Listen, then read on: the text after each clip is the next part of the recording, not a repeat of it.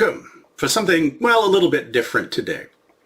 From the title, you know we're talking about the cold steel Milanese Cinquedea. And I wanted to take the opportunity to talk about Cinquedea in general.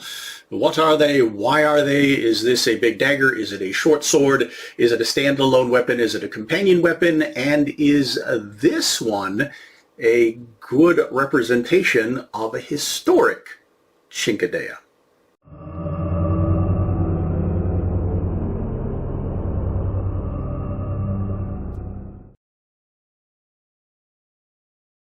For much better information on this topic, definitely check out Matt Easton's channel. Lindy Beige had his own amusing take on the subject, but I would absolutely recommend you check out Digital Blacksmith's channel. He recently did a deep dive and came up with some very interesting insights. But to sum up, it's an Italian weapon from the Renaissance. The name implies this big old triangular pie server blade is 5 fingers wide at the base. This particular example, that's 3 3/4 inches, about 9.5 centimeters. Now, surviving examples, the blades did vary in length from about 1 to 2 feet long. So big dagger to short sword, that's going to become important here in a minute. This particular example, 14.5 inches, 36.5 centimeters, so more towards the big dagger end of the spectrum. The big triangular blades often had multiple fullers, sometimes very complex ones, really showed off the skill of the smith. That's also going to become important in a minute, but some were pretty plain, lacked these complex fullers. But when were they? All right, as far as we can tell, they were popular for only about 60 years, from about 1460 to 1520. As far as we can tell, they were never used in warfare. So civilian use only. But they're not mentioned in any of the manuals of the time. So consider that. But the most popular theory is that during that time, the big municipalities were banning the carry of full-size swords. So the people who would normally carry swords were looking for something they could justify carrying as a dagger, but would give them some of the functionality of a sword, especially at close quarters. But why go for this design compared to other big daggers or short swords of the era like Messers and Falchions? Is this any better? Well, we're definitely going to put that to the test. But Digital Blacksmith had a theory that Roman art and iconography had become popular at the time. So maybe they were inspired by a design they saw in that artwork or those antiquities, something like a Puggio or maybe the point of a gladius. But why not just go for something that actually looks like a Puggio or a gladius if that's what you're going for? Why this? Well, another thing to consider is that a number of the surviving historic examples, but not all of them, were really blinged out. They used this big wide blade as a canvas for gilding and engraving, and that was carried on to the hilt and, yes, even the scabbard. And think about certain classes of people who carried swords and daggers during that era for more than just weapons function. It was wearable jewelry, your carryable bling to show off, show your status. And when it comes to weapons that get really fanciful that way, they tend to be less functional. However, there's certainly a number of surviving examples that look a lot more like this one where, yeah, they're pretty plain, and that would imply the person carrying them, well, not only maybe couldn't afford the bling, but was looking for something that was more functional. So let's go ahead and talk about this one, and then we will put it to the test and kind of see how functional or not it is.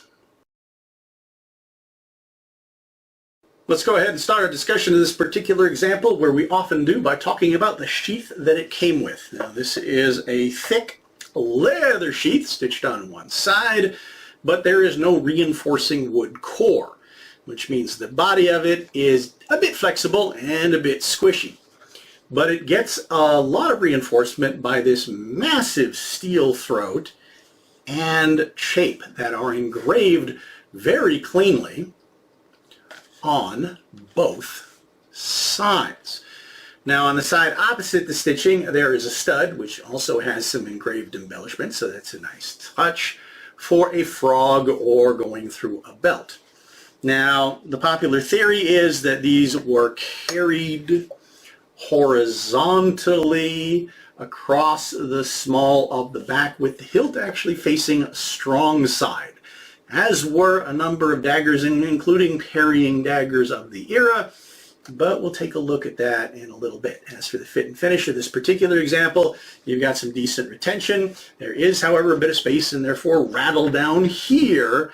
But I'm going to say, well, even though this isn't a very blinged out example, for what you're getting for what I paid for it, I think this is a very nice sheath.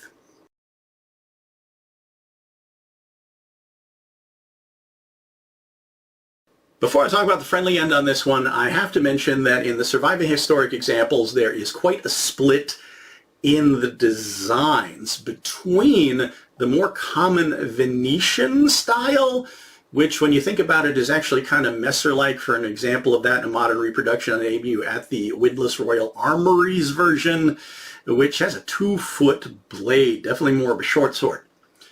But the construction is kind of a full tang with handle scales pinned on, and it can be very elaborately done. Again, you can really bling these out, but that means you don't have a metal pommel to counterbalance that massive blade. But worse for me is most of them, including that Royal Armories version, have a very rectangular cross-section, and they often have, shall we say, kind of pointy bits sticking out about mid-grip. Not really finger grooves, because they're sticking out both sides.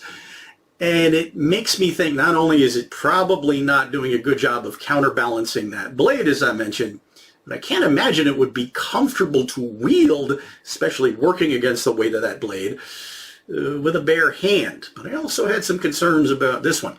Now, Cold Steel went with what they're calling a Milanese design, which, as you can see, definitely looks a lot more construction-wise like common arming swords, falchions, and yes, big daggers at the time. Now, I haven't had this one apart, but I assume what I'm looking at is going to be a tapered tang that is threaded. So that is a big old sleeve nut at the end, has sizable steel pommel, and yes, this very traditional forward swept crescent guard shape. Now there's some, shall we say, leaf vein shaped cuts in the pommel and in the integral fuller that goes with the guard. The guard also has some nice scalloped features in there for extra detail. So I think they put some nice touches into it.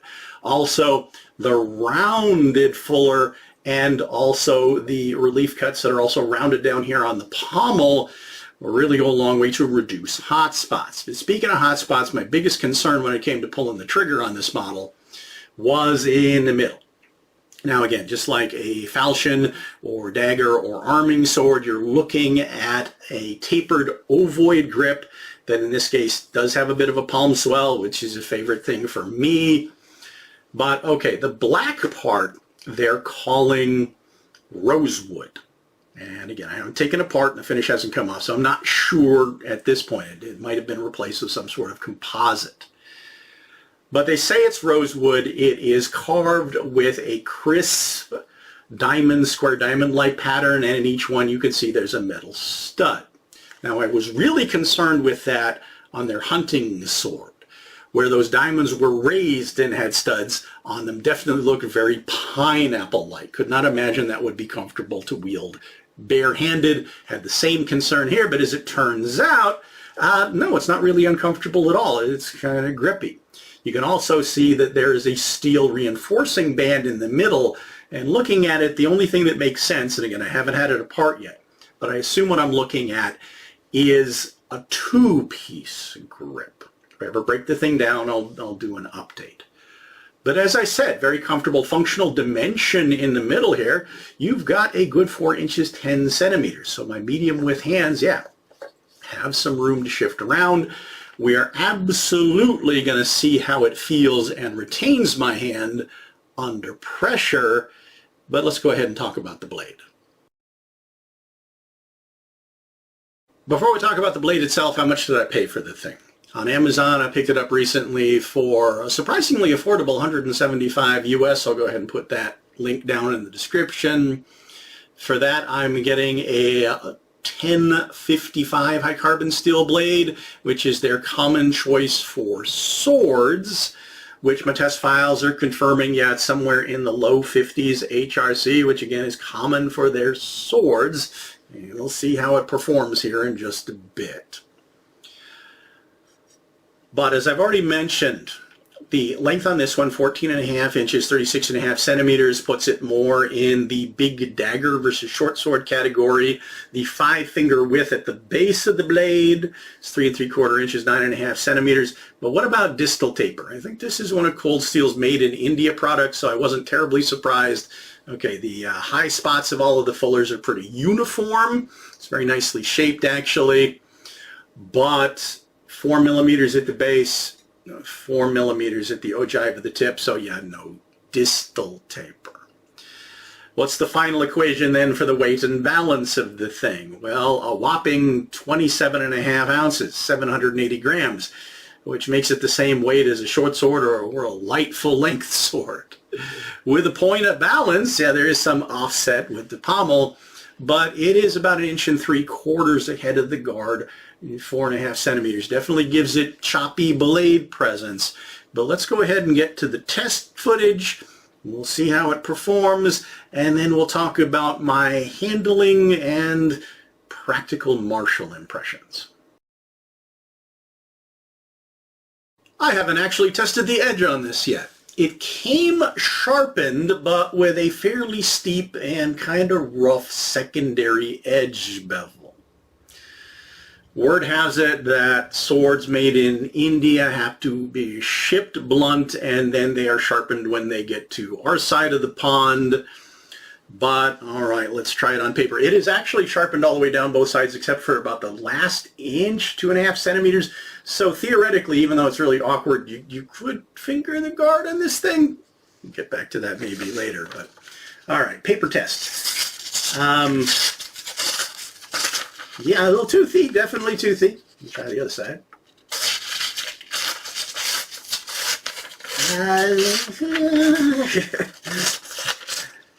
Okay. This is why I think that paper testing on a lot of swords is not necessarily the best idea. But let's try some cardboard. Okay, much better on the cardboard, which might give me a bit of a preview of how it's going to do in the cutting tests.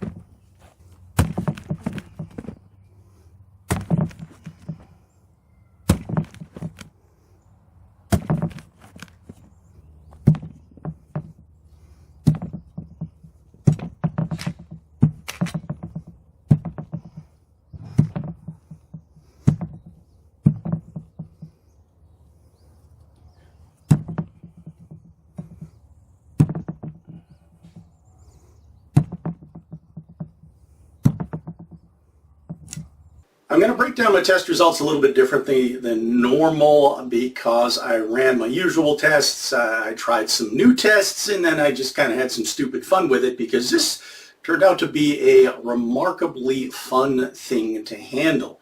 I'm enjoying this a lot more than I thought I would. But let's go ahead and start with the tip. I did my usual thrusting and stabbing first into my pel, which is multiple layers of thick cardboard backed up by a couple of inches of compressed brown paper, back paper up against my redwood target to check penetration and channel. And yeah, it performed really well, but we'll get back to that in a second because there is a concern with this geometry. Then straight into the redwood. Now I'm actually not terribly concerned, even though this is a really keen tip. It's well reinforced, it's held up just fine. But that's the test that really tells me about how the weapon translates linear impact back into me. Does my hand stay put? Any uncomfortable collisions? And yeah, I was concerned about this. Now, depending on how I was holding it, and we'll talk about that more in the handling section, I did occasionally have an uncomfortable bump with a corner, but it wasn't bad, not nearly as bad as I thought it was. But what happened, especially into the hard media, after I did it for a while is I noticed that that impact was creating a lot of friction. My hand against these metal studs started to, that got uncomfortable and made me think about putting a glove on. But then I went ahead and did another test, thrusting into my archery target.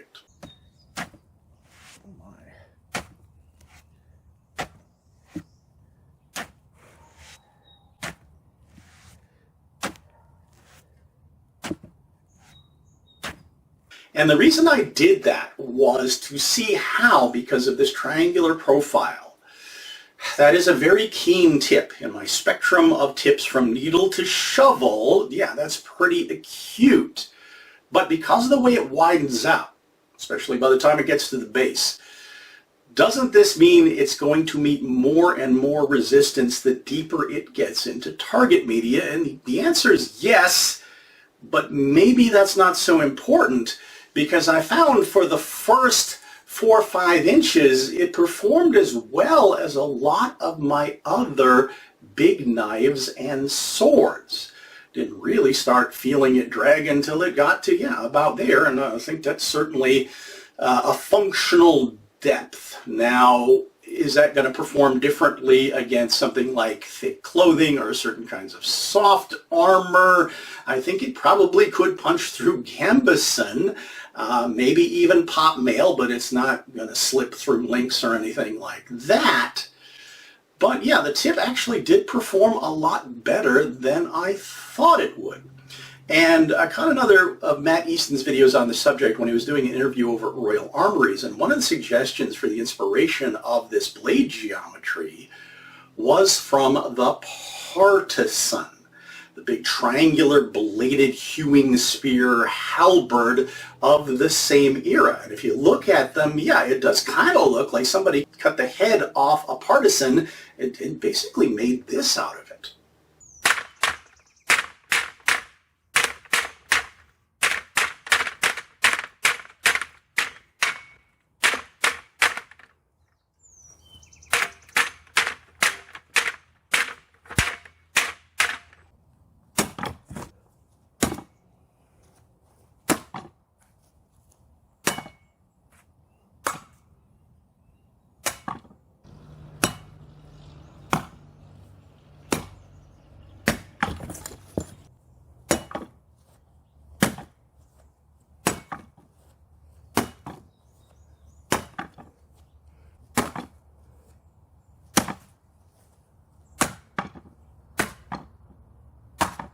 As for the edge, surprisingly choppy. First test was a bamboo test, see if I can induce chip or roll, and no, this edge held up really well. We'll get back to that in a second. But I'm also hitting it with speed, rhythm, pressure I would normally use when I'm fencing, and this was not only really quick and responsive in hand, it hit that media really hard. Chopped into, chewed up that bamboo quite effectively.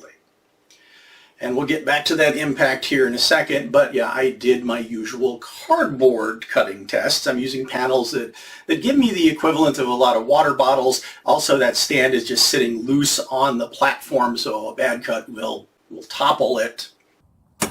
But it cut through the media with the factory edge pretty surprisingly. And then I did some tip cuts.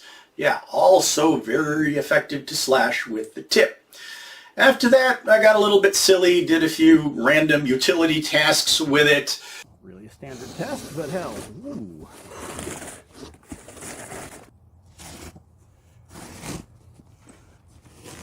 Oh, this is going through sticky tape.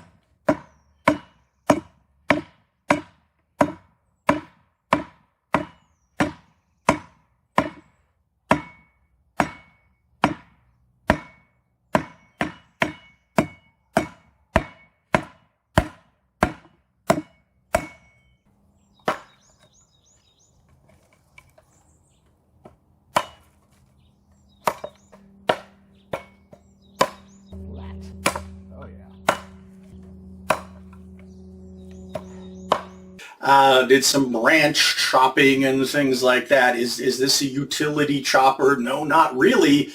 But one of the things I was looking at is not only could it chop pretty effectively into wood, but I'm also looking at, okay, it's kind of abusive. Does the build hold up to that kind of repeated impact? Yeah, it stayed really solid. Also, any uncomfortable kick back into my hand with this knobby grip? No, it was really comfortable in hand to hit stuff with. And speaking of hitting stuff, okay, this is kind of an experiment. I don't know if I'm going to continue it. I just happened to be doing some tree trimming. I had some long, straight, about 1/2 inch, 3/8 inch branches off my Indian plum that were still green. And when they're green, even though they're kind of thin, they're pretty tough and extremely springy.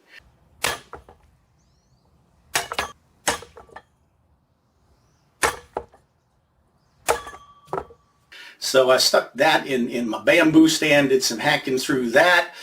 And in the process of doing that, one of them springy branches, I came in a little bit too steep, deflected the sword down into the steel stand at full speed. And it took a nice chunk out of the steel stand, did not put a chip or roll into the edge. So that is impressive.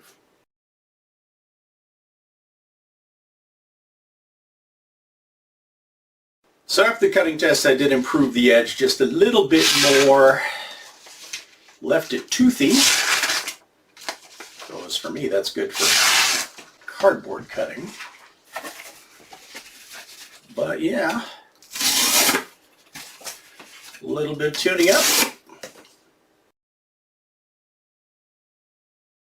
When it comes to martial handling, I'm going to split this up into a couple of sections and make a few comparisons, starting with, as I brought up at the beginning, would this function as a companion weapon to a longer sword or something like that, a parrying dagger. So let me go ahead and, well, compare it to a couple that I've got, which I consider extremes. On one extreme, I have this musketeer sail dagger, which has a very long, very slim, very light blade, lots of hand protection, lots of guard to be able to move through the different movements.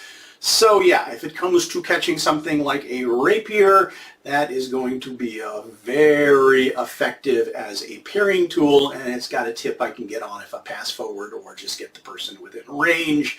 Yeah. This is going to be a lot more massive, but I found with the balance I can still actually move it through the different common positions. I could get a good tip on, but if I got in range to be able to strike at somebody's hand or arm or beat away their sword, the mass of this is going to make a big difference. Now, how much can that guard actually stop? If I'm using a thumb grip, I'm going to say on the inside side, I've got a little bit here, and if it slips off, I feel reasonably safe. On the outside, I might be worried about something slipping off going into my arm, depending on my position. But another thing I'm almost thinking is I'm putting something really wide in the way of a potential incoming thrust. Might something catch on that like it would on a buckler? I don't know. Little mini buckler? Let's go the other way. The other classic parrying dagger that I have that I've reviewed before is this really massive, chunky, cold steel. And I feel like these two have some things in common. They have really beefy, hand-filling, palm swell grips, and they've got some weight behind this. It has a lot of mass to it. I really feel like it can chop as well as parry, but its weight does make it a bit more sluggish than the lighter, thinner one. I have some interesting guard shapes, hooks to catch with. So yeah, I've learned how to use this thing, but I've got to recognize that if I am using something like one of these as a parrying weapon, the weight, especially with something in my other hand, it's going to make that fatiguing. So effective, but maybe not my best choice for the purpose.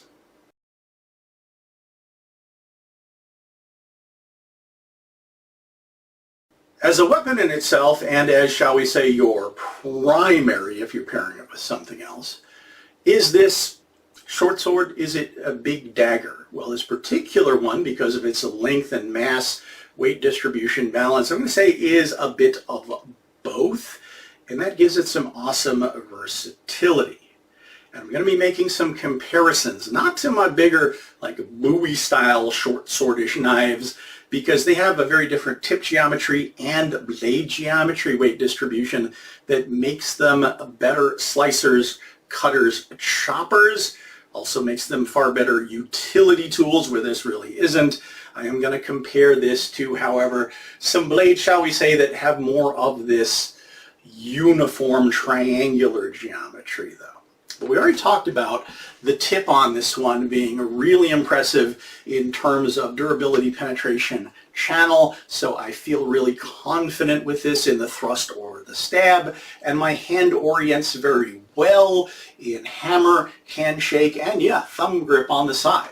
In all those grips, it feels really good. It's very responsive. And speaking of which, when it comes to the cut, it also proved itself to be a very hard hitter in terms of being able to chop, slash, tip slash, and yeah, rocking into snap cuts. And this grip does allow it to move for me very responsively. Plus, I have mass and length in the blade more than sufficient to feel confident parrying, displacing, intercepting, countercutting, beating an incoming weapon. Yeah, it's got that defensive capability. Would I like a little bit more guard to catch stuff? Maybe, but all right. This is where some comparisons come in with similar big, short, swordish knives that I've been training with. A while back, I think this is one of the closer comparisons, mass-wise anyway. I reviewed this cold steel rifleman's knife. Modified it a lot since then. But yeah, even though it's shorter and thinner, and because of that straight blade geometry, it does actually make a pretty good chopper. Not my best chopper, but good enough to be a useful field tool, as well as a weapon, which is what it was designed to be. But interestingly, this one feels more massive in hand and therefore, martially speaking, kind of more sluggish. And yes, I have also used it as a companion weapon with certain swords. Going lighter, because I have been doing a lot of, following the channel, big martial knife training, started with, well, another triangular blade, this Facone. Well, this one's single edge, but yeah, because it's a lot lighter, it's a lot faster. But I think the trade-off here is I've got something that is a lot more sword-like. Got a lot of inertia, hits, chops really hard. And I'm going to say that tip geometry is actually more acute. But final comparison, I had so much fun with this. I was so impressed by not only how well it functioned, but how well it handles, that I was thinking, okay, what about other sizable double-edged blades like this in history? And I'm thinking about one that's more modern, and that would be, spoiler alert for an upcoming video, Arkansas toothpick. In this case, this is the cold steel version. And, well, obviously, this is slimmer. It's only a shave shorter. I do still have to deal with kind of a minimal guard here, but enough maybe that I feel like I've got some hand protection. It's certainly lighter, but we'll talk about this one later. Functionality in terms of thrusting, stabbing, cutting, slashing, very, very similar in mechanics to this. But this one certainly is more massive. What about pairing it with other things? Well, could I have a cloak or a buckler in my other hand? Would that make an awesome combination? Yeah, it absolutely would. There's another pairing I want to talk about here in a second, but first I need to talk about any potential use in the reverse grip. Yes, and for me, not really. First of all, transitioning the thing is too massive and chunky for me to risk finger twirling, pinch flipping. Well, the pommel helps, but it's still a big old massive thing to turn over with one hand. I would not recommend doing it. I would recommend definitely doing it And this is one of those situations where you've got, if I'm treating this like a knife, it's too long and too massive for me to feel very comfortable, have much control or leverage over it, slashing or getting the tip on. I could, depending on the situation I was in, if I needed to drive it into a target at close quarters in this grip, just like something like a rondel dagger, even though it's a lot broader, I could make some use of it that way. I could also, well, lay this big broad piece of metal against my forearm for an improvised shield. One way I tend to use bigger knives in this reverse grip, though, would be pairing it for a close range interception, parry or stab, or reverse cut with something like, yeah, a hawk. And yes, I promise I'll be getting the hawks and hatchets soon. So, any usefulness here? I feel like this is just too big, and for me, it just doesn't feel right reversed. It feels great in all of the forward grips. All right, let's go ahead and cut the review off now. It's gotten to be a really long discussion, but if you have any questions about this, am I going to get the Royal Armories on? I'm really torn on that. The grip, also, it doesn't have an acute tip, and as I've seen in the reviews, it's actually kind of thin and flexible. And I've had issues with swords that don't have acute tips that are very flexible being really useless in a thrust. And I really like how I have the combination with this one of really good thrusting and really good cutting. It's also kind of pricey for my budget anyway. But let's get our conversation going until we get to the next one, which, okay, hawks and hatchets, spoiler, Arkansas toothpick, and a few other unusual things. Thank you, as always, for watching, liking the videos, subscribing, following my journey, putting up with my madness, adding to our conversation, even seeking me out on social media, and I hope to see you back for, well, the Arkansas toothpick.